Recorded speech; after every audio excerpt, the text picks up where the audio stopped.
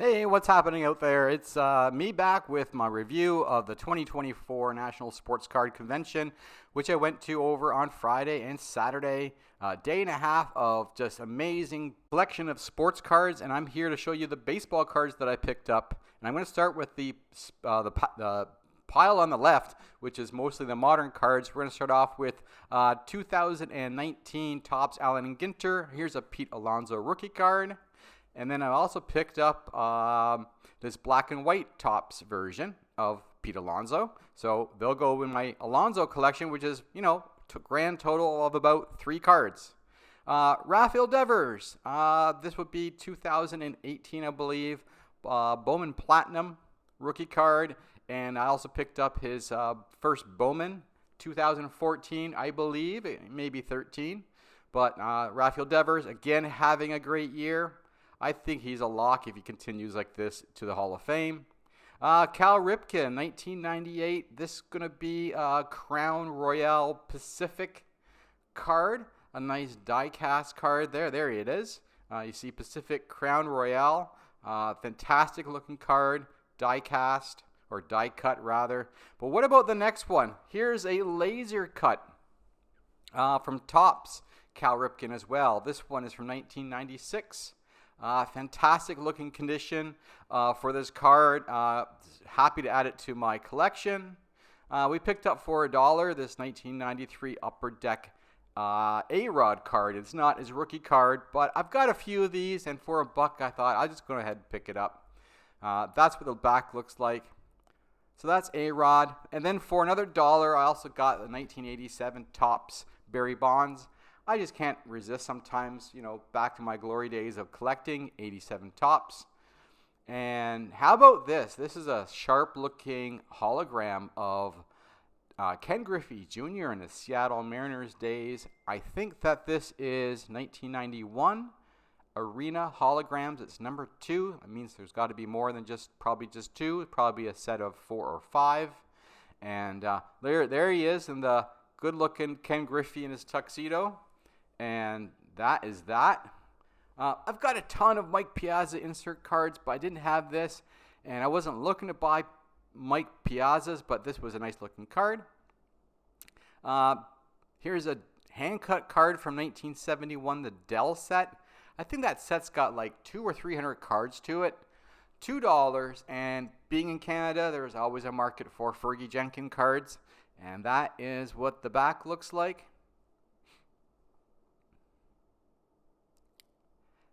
And then another sweet looking card is Hoyt Wilhelm, Hall of Famer.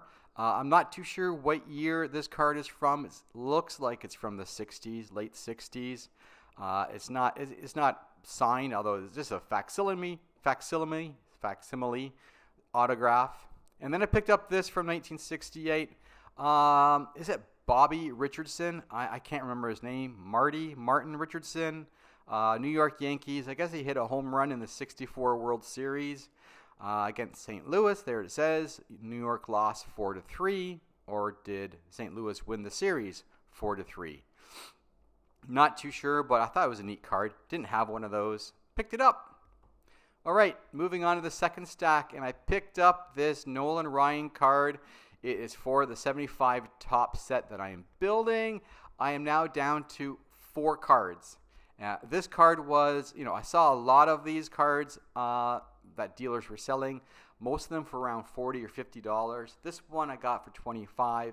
It's got a fisheye there in the top left corner, and another smaller fisheye in the bottom right. Corners are all right. It's centered nicely left to right. It's going to fit very nicely into my set. Like I said, 4 cards left to get.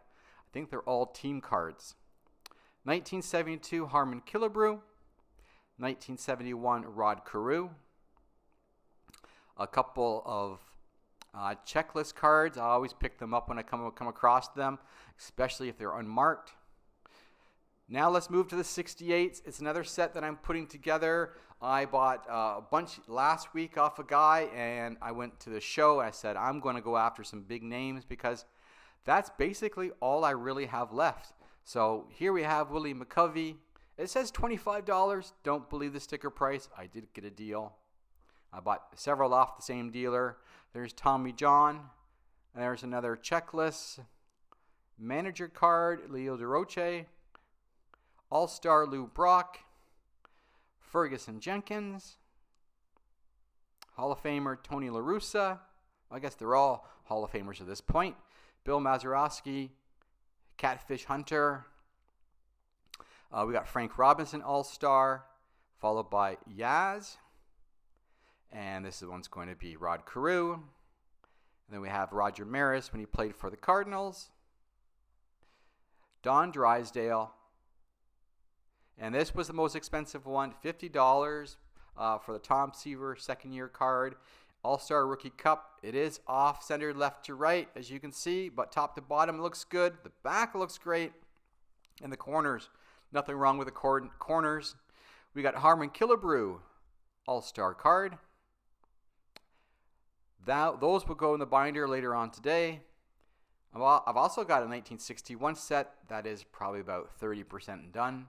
No rush to fill it out, but I did come across a dealer that had a box. These looked really good condition. We have Dick Hauser's rookie card for $5. And we have two more checklists for $5 and $3, both of them unmarked. All right, then we have 1958. I bought a stack of 58s pretty cheap off a guy not too long ago as well, and somebody at the show had a box of $1, $2, $3 cards, so I went through them and bought the best ones that I could see, I could find. No big creases. There might be some corner wear. There'll be some wear in the back of the card. I'm just looking for like front. How does the front look? Coloring. So we have, there's Don Larson, $3. We've got Russ, and Wes Covington. A lot of these names I would never have heard of before because there are a lot of common players in this pile. There's Danny O'Connell, nice looking red background there. We got Harry Anderson, who I think Harry Anderson was also an actor that played for Night Court, I think, in the 1980s, if I'm not mistaken, and died way too young. There's another common card, more common cards. You see the prices, $1, $2. Ed Bailey, nice pose there. Looks like he's taking a bullpen. Lenny Green, Bob Speak, Joe Taylor, Gene Baker. Little surface issue there, no problem. Might come off if I take a very delicately Q-tip to clean it. Here's another big card, Don Zimmer. Not his rookie card. You see up there, originally was priced at $15, but way down at $2. So picked him up. Nice looking card. Back looks good. And then a few more. Tim Thompson, another catcher. Good looking card. And finally, Chuck Harmon. All right. So what I've got left to show you are my graded cards. And I picked up 3 this time. First one is 1989 rookie of Randy Johnson. It was just sitting there for $15. I couldn't pass it up. It's only a PSA 8, which is fine. It's not a 9 or a 10, but for $15. Played for the Montreal Expos. I was a Expos fan growing up, more of a Blue Jays fan, but regardless, I didn't have this in my rookie box, so for $15, I can check him off my list. Now for the big ones. 1965 Topps Steve Carlton. It is a great condition card. It is, let's see if I can focus this for a second. It is a PSA Excellent 5. $200. I've got the dealer down to $170 and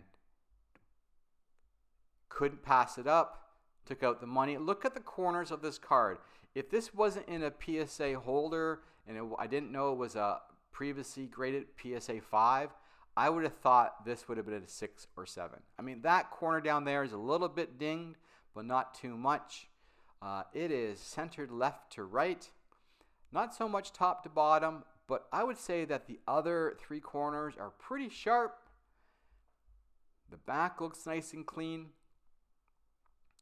So I was kind of surprised this was only a 5, but happy to pick it up.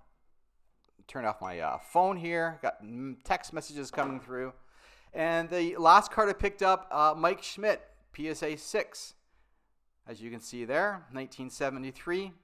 PSA 6, $300. I actually got it for $270, and I'm happy with that price. I searched high and low for this card. Every dealer I went to that had vintage cards, I stopped and I asked them, do you have a Mike Schmidt? A lot of them had already been sold. I did find some other ones. I found like a PSA 4 for $210. I saw an SGC 5. I think that was for $250. SGC 6, $350. And I came back to this dealer 4 times. Twice on the first day and twice on my last day, and finally got him to come down to $270, which I thought was a fair price. So happy to pick up not just Mike Schmidt, but also Steve Carlton. You know, 2 big names off my Hall of Fame rookie list. I'm getting down now to the more expensive ones. You know, Nolan Ryan. Maybe one day I can afford a PSA 1 or PSA 2. I think Rod Carew might be the next one. I think I can get a PSA 6 for about the same price as I got the Mike Schmidt. That's going to be the next go-to card at the next big card shows that I go see. But super stoked with this. So thanks for watching. Please like the video, subscribe if you haven't already, and I'll see you on the next one.